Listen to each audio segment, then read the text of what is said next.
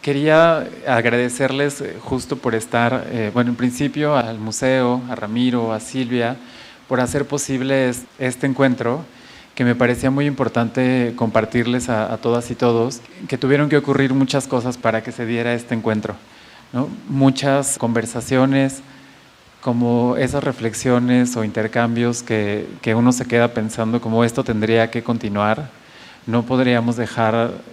No podemos dejar la pregunta aquí o no se acaba el pensamiento sobre un tema aquí, y creo que eso me parecía muy importante nombrarlo. Tanto esta actividad como la presentación de esta pieza de Luis Felipe Ortega se dan en el contexto de la exposición El Hilo Conductor, historias en la colección de arte contemporáneo del Museo Amparo.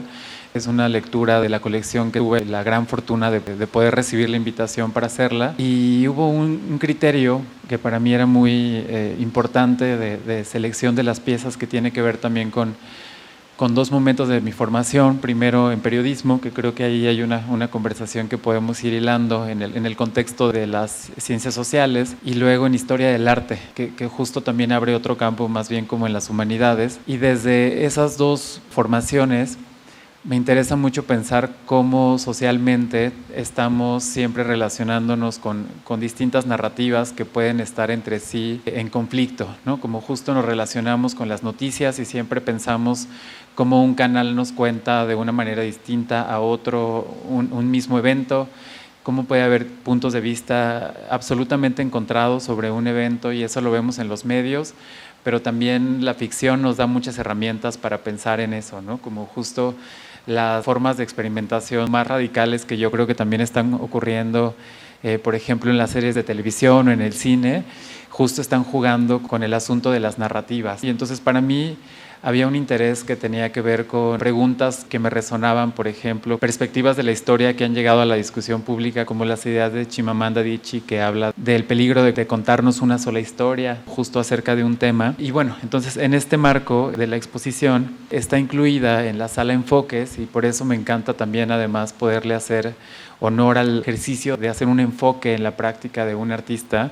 Está una pieza que voy a tener que leer el nombre porque es un poco larga, pero además es muy potente e implica muchas cosas precisamente de una narrativa social en conflicto, que es lo que tiene que ver con un tema que nos ha tocado mucho por ya más de una década, que es Ayotzinapa. Entonces, esta obra se llama Larga Noche en el Presente, 43 ensayos en torno a los estudiantes de la Escuela Normal Rural Raúl Isidro Burgos de Ayotzinapa, desaparecidos el 26 de septiembre del 2014. Esta obra de Luis Felipe Ortega es la que nos convoca esta tarde, pero hay muchas cosas que se entretejen con eso.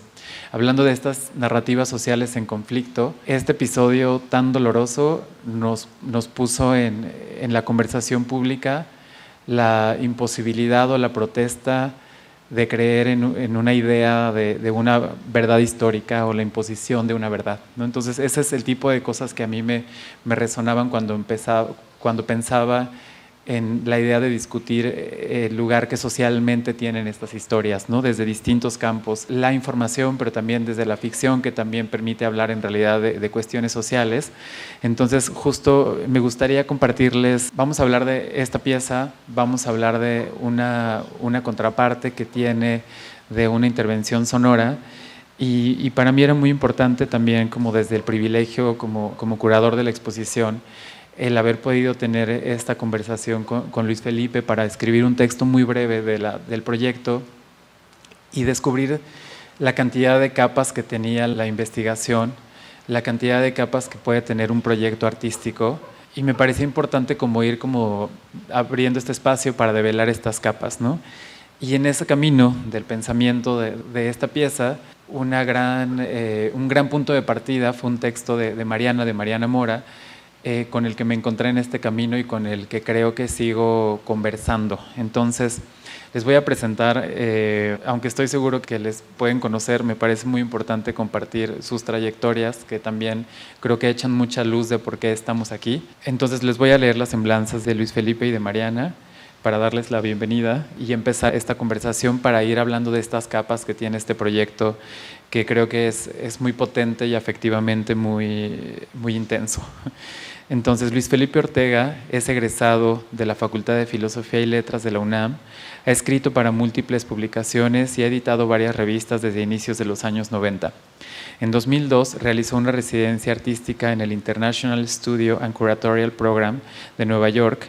Ha recibido varios reconocimientos, incluyendo el Sistema Nacional de Creadores, el FONCA, Jóvenes Creadores, representó a México en la 56 Bienal de Venecia y su obra se ha incluido en las siguientes bienales: en la Bienal de Coimbra, Portugal, en la Bienal de Praga, República Checa, en la Bienal de Tirana, en Albania, y la Bienal de Gwangju, en Corea del Sur.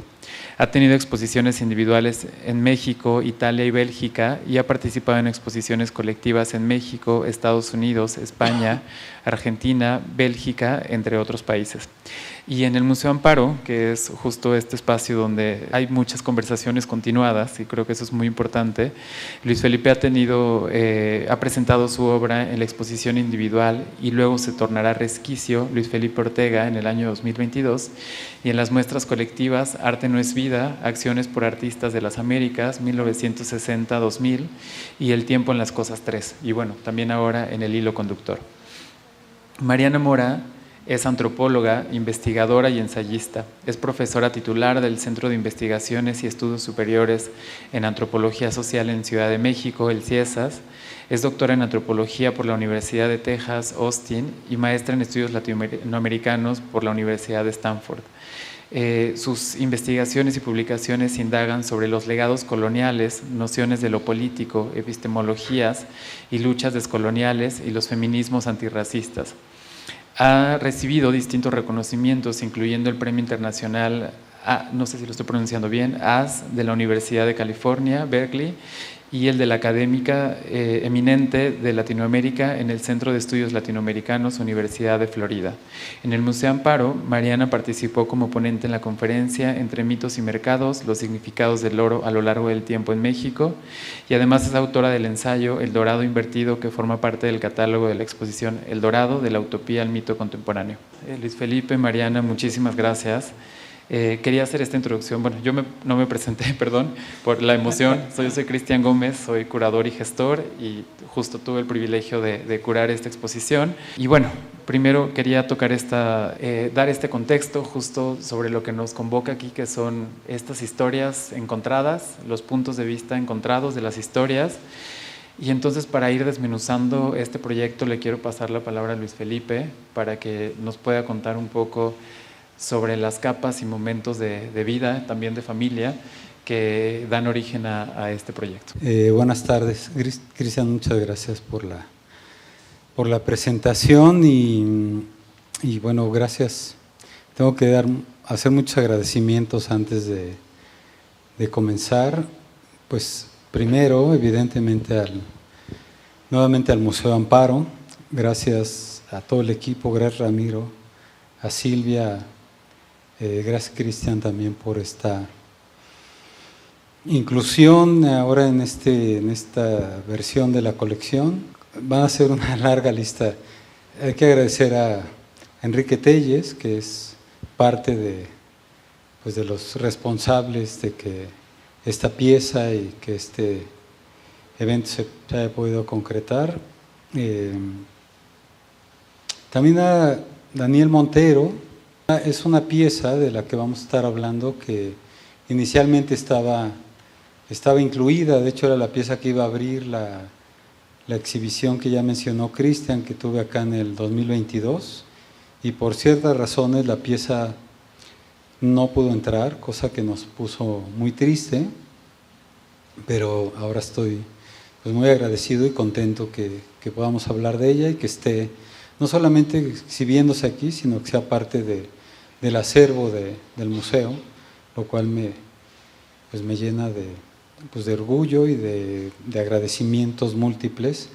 Quiero agradecer también a Quique Rangel y a Mike Sandoval, que están aquí, dos contrabajos, y que desde que empezó el proyecto allá en el 2018-19, que se concretó hasta el 22, teníamos la intención de hacer una activación sonora, y también vamos a hablar de estas capas y de estas relaciones que han sido muy significativas para Pues para este proyecto en particular y para otros proyectos que también he trabajado con ellos. Muchas gracias a Mariana Mora, que está aquí compartiendo la mesa conmigo. Gracias por muchas razones, pero entre otras que también fue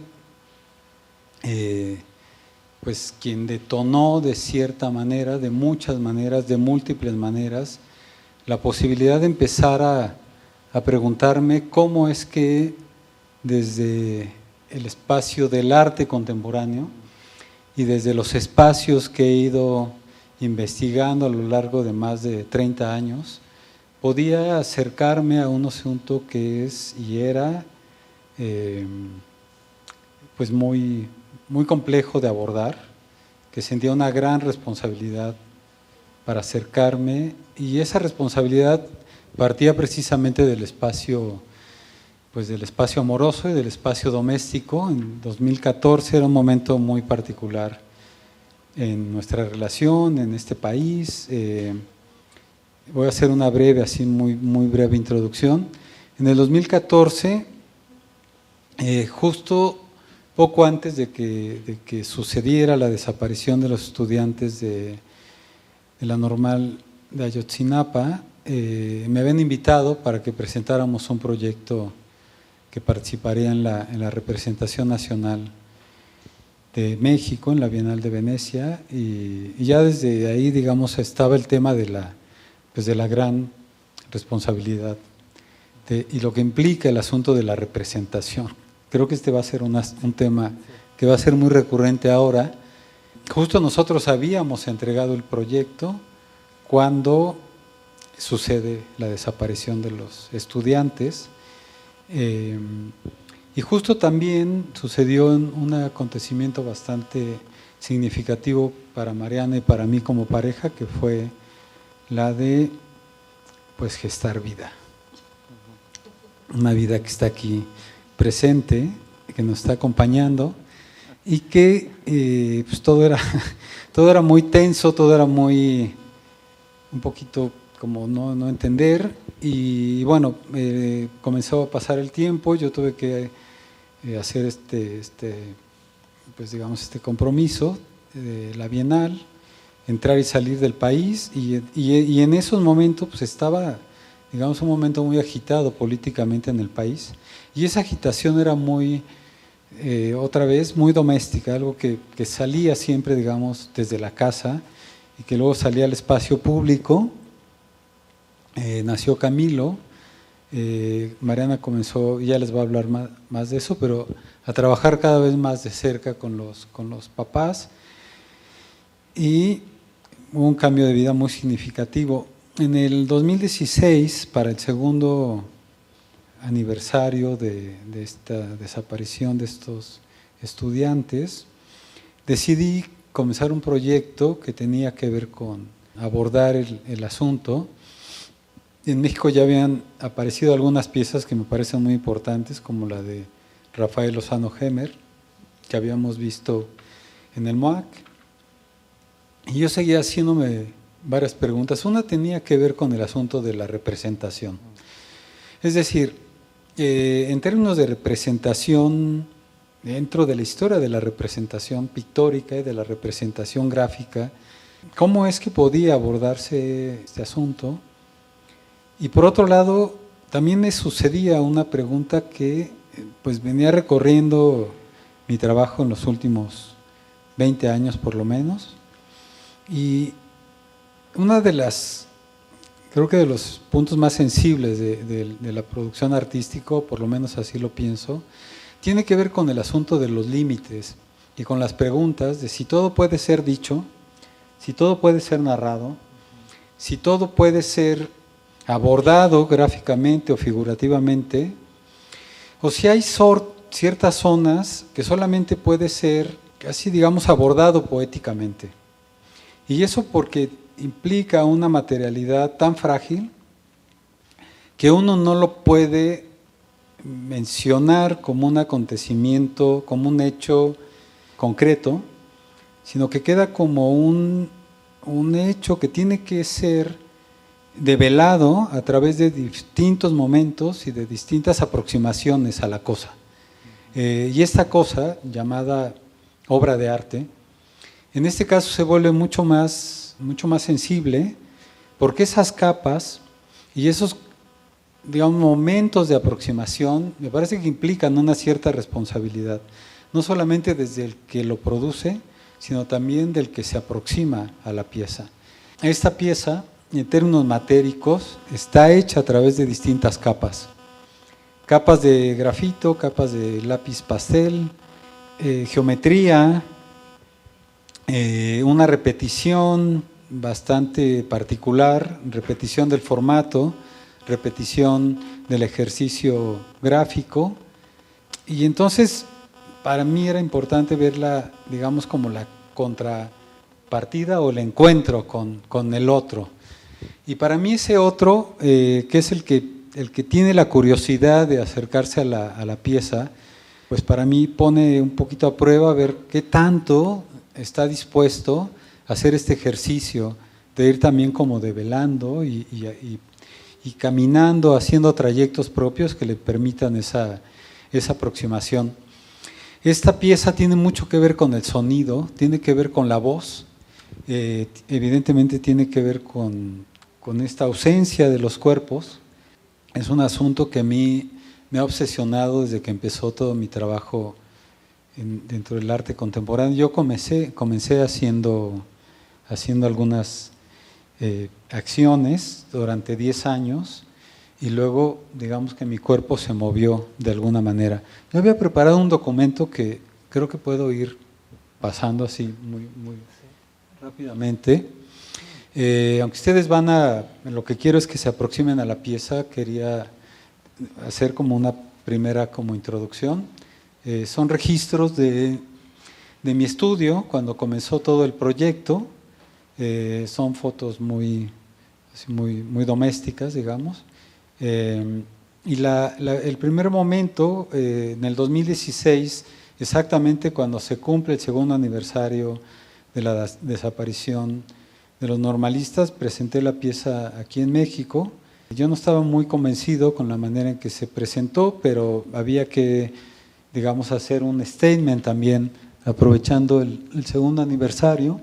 Y en el 2018 me invitaron a hacer una exposición bastante grande en Roma, en el Matatoio, el viejo matadero de Roma, que también tenía ahí como una carga significativa, y decidí hacer este montaje de la pieza que me parecía el más pertinente. Me parecía el más pertinente porque no solamente tenía que ver con esto que ya he comentado de las decisiones plásticas, matéricas. He trabajado durante muchas décadas, varias décadas con el grafito. Es un material que me relaciono bien con él. En particular, aquí ya les comenté este trabajo con capas, pero aquí tenía una situación que por fin pensé que esa era la manera de presentar la pieza, y que este emplazamiento horizontal que por suerte, afortunadamente, se pudo concretar así en este museo, porque a mí me parecía que cuando me enfrentaba a este emplazamiento, daba también un acercamiento al volumen. Es decir, si yo pongo de pie a 43 personas, más o menos de mi complexión, ocuparían este volumen. Para mí fue muy fuerte entrar a un lugar tan grande como este galerón, que era el matadero de Roma, que todavía tenía ahí los ganchos y canales, muy museo, pero con unas huellas muy fuertes. Y por otro lado, recibir la relación con este volumen, con este espacio, con este vacío, finalmente. Yo he trabajado mucho tiempo también la idea de vacío, lo trabajaba desde otros aspectos, la idea de silencio, mucho más lo trabajé, sobre todo a partir del 2000, muy cercano como a la filosofía zen, pero ahora me enfrentaba políticamente al problema del vacío y al asunto del silencio. Entonces, esta pieza se presentó, yo tuve una relación muy particular, políticamente era muy complicado, yo tenía varios apoyos del gobierno mexicano y hubo un par de reuniones que hay que hablar con cuidado, etcétera, ¿no? Y yo dije, bueno, vamos a decir lo que haya que decir. Y bueno, la pieza, ahora vamos a tener una relación con ella. La presenté en el 2023 nuevamente en México, en mi galería con Le Laboratoire, y por fin, otra vez hablando con Quique y con Mike, retomamos esta, diría, necesidad de volver a trabajar juntos. La pieza tenía en el título el nombre de Kawabata, que para mí es un escritor japonés muy, muy importante. Y a partir de varias encuentros, entrevistas, diálogos, pruebas, búsquedas con Quique y con Mike, comenzamos a hacer una pieza que ellos muy generosamente fueron puliendo, elaborando. Nos encontramos muchas veces en su estudio y también como tratando de hacer trayectos entre estas ideas que tienen que ver con el silencio, que tienen que ver con el vacío, que tienen que ver con el ruido también, y finalmente llegar hasta esta pieza de los 43. Y entonces yo voy a parar de hablar ahí, creo que es lo más importante que tengo que decir ahora. Tenemos, creo que la fortuna de que ahora vamos a experimentar este ejercicio que llevamos tantos años, no solamente planeando, sino también estudiando, escuchando, y que lo vamos a escuchar nuevamente aquí.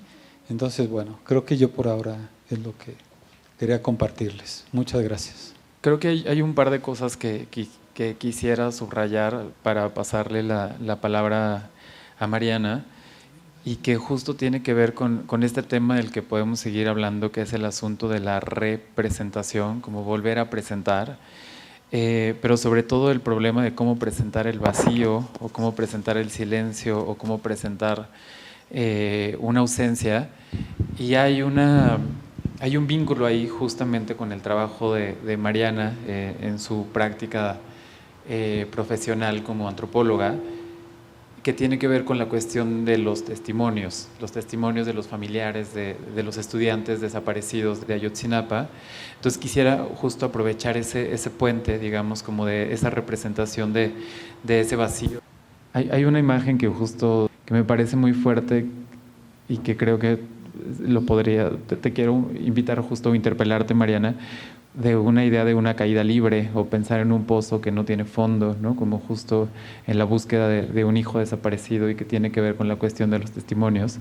Entonces justo quiero como preguntarte sobre el trabajo que tú haces acompañando a los padres de los estudiantes, y cómo luego existe este diálogo entre tú y Luis Felipe. Muchas gracias. Gracias, Cristian, y también a todo el equipo aquí del museo. Hola. Mueve muchas cosas estar hablando de la pieza. Sí. Cuando te empecé a escuchar hablar de la verdad y del tema de la verdad, me quedé pensando en el papel que tienen todas las disciplinas de las ciencias sociales, y específicamente la antropología, que es donde yo estoy colocada. ¿Y qué haces frente a una verdad? Ahorita que estaba hablando Luis Felipe, me quedé pensando que justo, creo que el día que se enteraron que iban a ir a Venecia fue el día de Murillo Karam, con esa famosa verdad histórica, ¿no? Que era la verdad del Estado, y la verdad era que a los chicos los habían asesinado, quemado y aventado al basurero de Cocula. Y entonces, ¿qué haces con eso desde la antropología frente a una verdad que es tan aplastante en su silencio y en su impunidad, que continúa hasta el día de hoy? Antes de venir aquí hablé con doña Cristi, que es la mamá de Benjamín Bautista, para que supieran que íbamos a tener esta conversación. Y ella estuvo diciendo, es que la impunidad continúa. Fue la semana pasada que a José Luis Abarca, que fue el presidente municipal de Iguala, fue liberado y absuelto de todos los cargos en su contra. Y doña Cristi, en los mensajes que me estaba dejando, se notaba la saturación emocional en su voz, decir, ¿Cómo los vamos a encontrar si 10 años después, con un gobierno que supuestamente quiere ayudar a encontrar la verdad y llegar a la justicia, suceden este tipo de acontecimientos? Entonces ahí lo digo porque desde donde yo estoy colocada, desde la antropología, creo que hay diferentes caminos. Y quiero describir uno de ellos para llegar al segundo, que deje el puente hacia la práctica artística. Entonces, yo siempre pienso desde mi trabajo en la diferencia entre la política, la acción política, o sea, las marchas, la producción de contraverdades, la narrativa de denuncia, el papel del testimonio y cómo retomas ese testimonio para alzar la voz. Y lo distingo de lo político, las acciones que son de bajo decibeles, que a veces son imperceptibles y que sin embargo son las cosas que sostienen y que permiten otras posibilidades de existencia. Entonces, en mi práctica como antropóloga, le dediqué muchos años y todavía a la parte de la política. Cuando Luis Felipe estaba hablando del proceso que después detona la pieza, yo formaba parte de un equipo interdisciplinario invitado por el GIEI, por el Grupo Interdisciplinario de Expertos Independientes de la Comisión Interamericana de Derechos Humanos, que pedían un informe porque ante esa verdad histórica querían que documentáramos las afectaciones de la desaparición. Muchas de las piezas que estaban acá en el 2022 creo que tenían esa intención de provocar esta sensación de desorientación. O sea, la obra orienta y es un ejercicio que te permite orientarte en relación a las cosas y al espacio, pero también tiene esa otra función de desorientarte. Entonces creo que esto que mencionas, por ejemplo, en relación a la empatía, creo que tiene también ese tipo de juegos. Lo que creo que está en juego con la experiencia de la desaparición, el otro que ya no está, y lo pienso en un sentido social, no solamente individual o grupal, es que es una doble desaparición. Solo es, por un lado, la ausencia tal cual del otro, pero también es la ausencia del perder cualquier tipo de vínculo afectivo con eso. Y eso es lo que me parece todavía doble y triplemente terrible con lo que estamos experimentando. Ok, sabemos que han desaparecido estos estudiantes, que hay mucha gente desaparecida, y por otro lado se desaparece también esa preocupación por el otro, en relación a un vacío social que deja y un quiebre que es políticamente muy complicado, digamos, también como de experimentar en relación al cuerpo, a una corporeidad que no tiene al otro, y esa ausencia del otro va a empezar a provocar este tipo de afectaciones, que en un sentido también creo que el arte es un detonador de este tipo de afectaciones, ¿no? Entre empatía y resonancia, que a mí se me hace que hay dos supuestos que operan y que los dos son planos muy importantes y al mismo tiempo son distintos. La empatía presupone que hay un sujeto del otro lado, ¿no? Que yo soy un ser y mi cuerpo termina donde termina mi piel y mi piel me separa del otro. Y como madre de un hijo yo puedo sentir mucha empatía hacia las mamás de los desaparecidos. Puedo actuar y puedo ver obras de arte y leer testimonios que me movilizan desde ahí. Pero ¿qué haces cuando ese dolor, si escapa la capacidad del habla, si la narrativa y la narración es incompleta por el tipo de afectaciones que eso provoca, la empatía queda un poco corto porque no puedo entender del todo al otro, ¿no? Me puedo movilizar desde las emociones, suponiendo que yo soy un ser y ahí hay otro ser sufriente y siento empatía. A mí me gusta mucho algo que dice la psicoanalista feminista Silvia Marcos, que dice, no es que mi piel me separa de tu persona, sino que los límites de mi piel me unen contigo, ¿no? O sea, no es que... porque entonces estás pensando en la porosidad del cuerpo, estás pensando... O sea, el otro día estuve escuchando a Cristina Kukuri, que es una intelectual quichua, y estaba diciendo que para el pueblo quichua el vientre es el río, ¿no?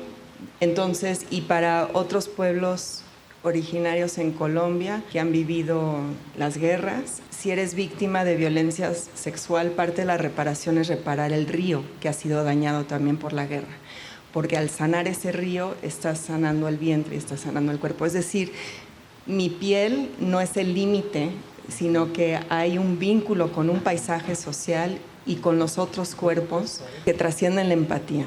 Y ahí es donde pienso que la resonancia tiene un poder político muy fuerte, porque cuando la capacidad del habla es incompleto, cuando por más que intentas entender al otro, no puedes, pero sí puede resonar algo contigo. Y al mismo tiempo, cuando piensas en la resonancia, la responsabilidad de nuevo no cae en el testimonio, cae en quien está escuchando. Hay las piezas de Luis, o la pieza de Luis Felipe, hay una responsabilidad activa en el espectador, porque no te lo está ilustrando para que tú lo entiendas.